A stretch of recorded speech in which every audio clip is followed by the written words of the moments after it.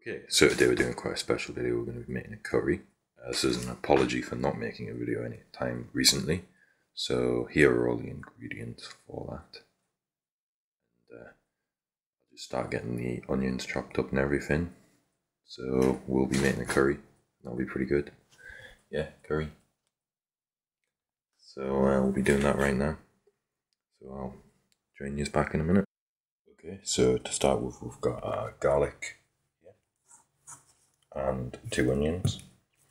We'll just have to cut these onions up using a knife. This is a knife cutting, but I can't do that while I'm holding the camera, so I'll cut them up and then I'll be back. Okay, so as you can see, we've got the onions cut up nice into reasonably finely diced chunks right there. There's all the scraps off the onions there. Now the next step will be to dice up this garlic using a garlic press. That'll only take a few minutes. Thing about onions is they always make you cry. I actually managed to cut these ones without crying, which is quite amazing. Look, no crying, pretty good. So that's the onions done. Garlic next, dice them up, then we'll be right back in a minute. Okay, so we've got the onions and garlic in a pan here ready to be fried up, and then we've got to get the chicken, some nice free-range chicken breasts. Gonna get them fried up in with the onions and the garlic. So I've got to get them cut up now, and then we'll put them in the pan with the onions and the garlic and fry them all up together. So I'll just cut the chicken now, and then we'll put them all together. Okay, so here we'll have 2 tablespoons of oil and 2 tablespoons of butter in a pan. We're just going to mix these around a bit until they're like frying and up to nice temperature. And then we're going to throw the onions and the garlic and the chicken in together. So I'll just turn this off because it's a bit loud for the camera, and then I'll go get the chicken and the onions and show you them frying up a bit.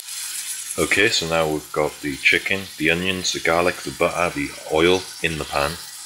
So we're going to cook all this together until the onions start to go translucent and soft and the chicken's cooked. Then we're going to start to add our spices, the big pile of them you saw before, and that'll give away the real curry flavour. So I'll come back once I'm adding the spices. Okay, so now the chicken and onions and garlic are starting to look quite nicely cooked. I've mixed up all the spices, which is the tandoori masala, garam masala, tomato puree. You can only really see the tomato puree because it's 175 grams of that on top, which is here. So we've got all these spices in the curry powder, obviously, tandoori masala, garam masala, and some korma spice paste.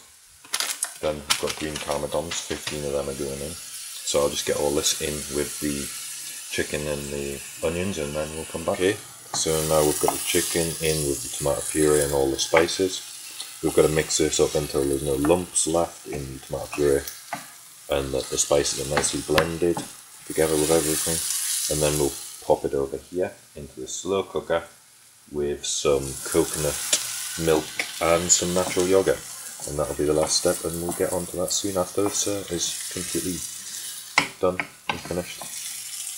Okay, so now we've got our curry there with tomato puree, spices and everything mixed in.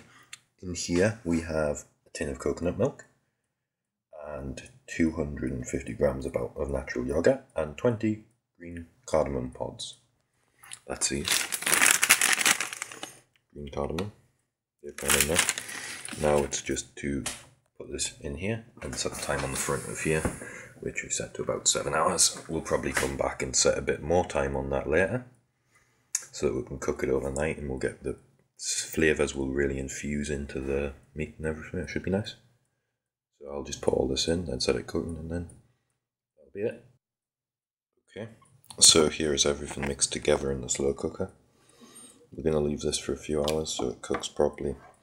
Obviously there's going to be less liquid in once we come back because it's going to have evaporated away, and it should be perfect by then.